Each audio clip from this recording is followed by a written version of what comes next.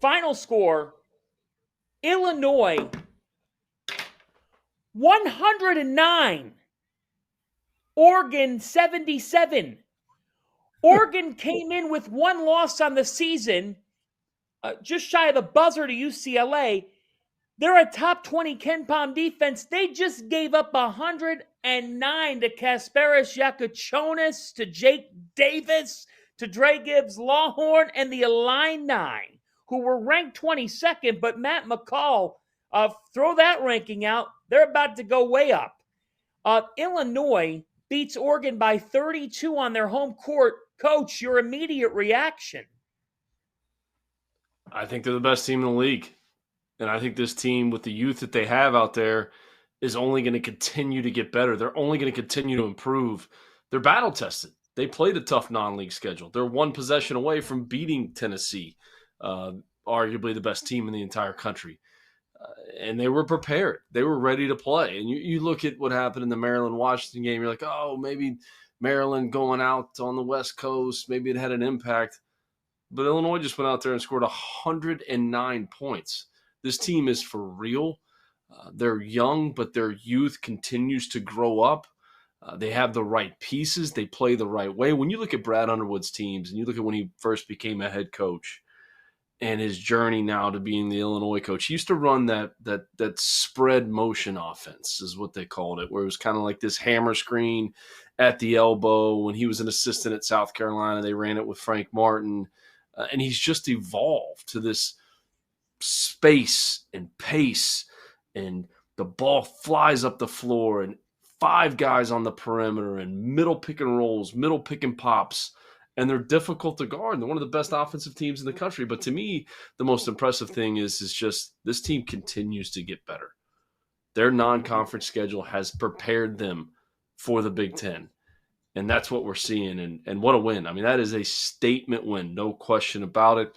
We were in studio last weekend talking about who's the best team in the Big Ten. Who's the best? Who's the best? Well, you probably have to say Oregon based on the metrics, the net, the KenPom, all those different things. Okay, Illinois just went out there, and they proved right now with this win, and we're not trying to overreact here, John, but with this win, they look like the best team in the league.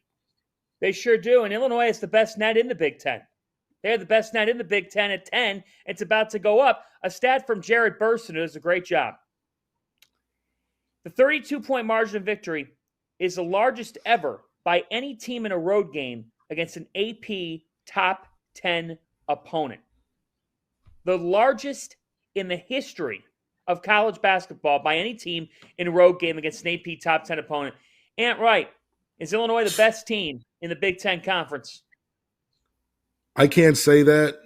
I can't say that yet. I think that, they are in the top tier. Why can't you say that? I think they're in the top. They're in the top tier. They're in the top tier.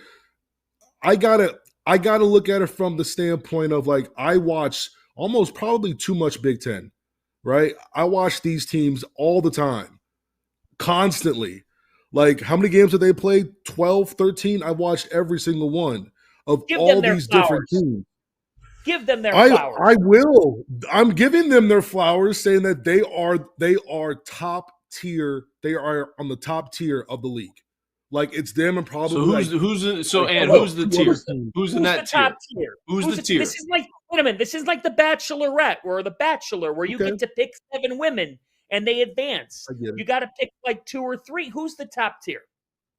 I get it. For me, I do have UCLA in there because I think they are their best defensive team. I trust their defense. I trust Mick Cronin. They just play with purpose, everybody, whether they could just D up. I like their big situation. I love their guard situation. I think UCLA is there.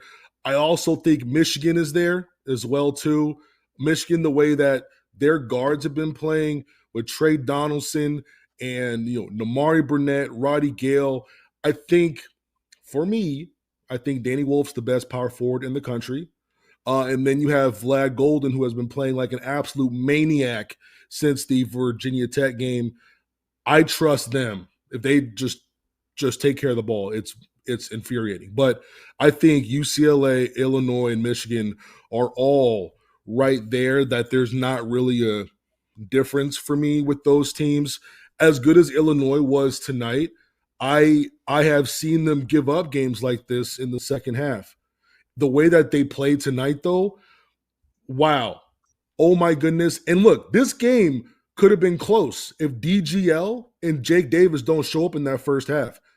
They came out, they had what, 23 in the first half? And how much did you know about Jake Davis before this? I have a Jake Davis breakdown. I did an article on Jake Davis for armchairillini.com saying that he had to be ready. He's not in the rotation. I said he's not in the rotation, but he needs to do the little things. From someone like me, this is me just talking about myself here. The fact that I loved my basketball journey is because I can identify with everybody on the floor. There were games where I started and I led the team in scoring in college. There were games where I had a DNP for 2 straight games, and I was everybody in between. And one thing that I recognize with Jake Davis, I'm like, you know what? He's not going to be in the rotation right now, but he's got to find ways to get better. Whether it's doing extra reps here, extra reps there, the Illinois staff is going to have to put some things into motion to make sure that he's still getting his reps. So when his number is called, I loved it. And then, DGL tonight, he's someone who I think who has settled for his jump shots quite a bit this year. I'm like, this dude's an athlete. Get to the cup. What did he do in that first half? He was getting and-ones, chopping up his defenders, spin move, finishing with his left, hitting threes. I'm like, that's the DGL we know. So the fact that those 2 guys showed up, and remember, when they were hooping, Oregon was only down like 5, 6, 7 points. It's not like this game was always a blowout.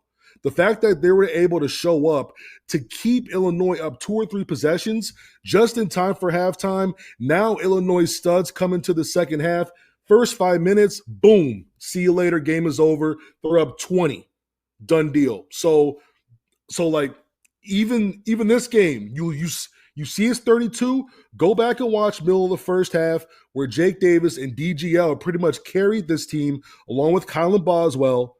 Now, this could have been a game, but I think those 3 really stepped up in that first half and kept Illinois, just ahead of Oregon. And then lights came on that second half, and it was a wrap. So here's here to follow that up, though, Fanda. Here to follow that up, real quick. The game at Washington on Sunday. Yes. Like that. Yes. That like, don't lay an egg.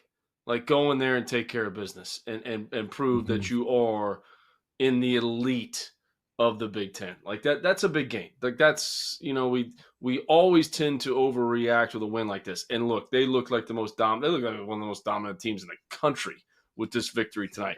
But you gotta follow it up on Sunday at Washington and take care of business. Just go in. Absolutely. Even if you win by 1 point, it does not matter. Just find a way to win that basketball game. That's the most important thing. That's a great point, man. Great point. You can't rest on your laurels off of this victory. Here's the thing. They lost to Tennessee at the buzzer. If they had won that game, and I know we're in a land of woulda, shoulda, coulda, but you both know this. You watch the games. We watch so much basketball. It's, guys, like, to steal the quote from McCall, winning is hard. But these games some of these games come down right to the wire, and you don't know. You throw the ball in the air, and you see what happens. Whoever makes a shot, whoever the last whistle is on. But my point tonight is this. Illinois is the most talented team in the Big Ten, and it's by a margin. I'm not going to say it's significant, but it's by a margin, and that's because they've got a couple of talents that are just different. And you knew in the first half, like a lot of people were like, well, their starters didn't do much, but, and Oregon's in this game. What is that going to mean? Davis and Gibbs-Lawhorn can't keep that up. No. It's quite the opposite. It's the fact that Jake Davis, who walked into the game scoring 14 points on the entire season, had 12 points in the first half, and Dre Gibbs-Lawhorn had 11 in the first half, that they could say that they did that because when the second half started, all of a sudden, Yakachonis got going. And Kasparov